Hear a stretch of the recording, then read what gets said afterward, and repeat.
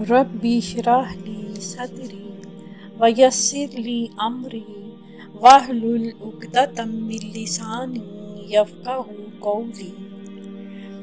آج میں آپ کو ایک حدیث سناؤں گی۔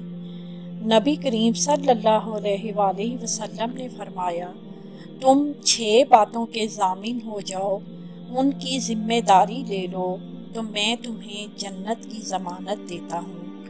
نمبر 1، جب بات کرو تو ہمیشہ سچ بولو۔ نمبر 2، جب کسی سے وعدہ کرو تو پورا کرو۔ نمبر 3، جب کوئی امانت تمہارے سپرد کی جائے تو اس کو ٹھیک ٹھیک ادا کرو۔ نمبر 4، حرام کاری سے اپنی حفاظت کرو۔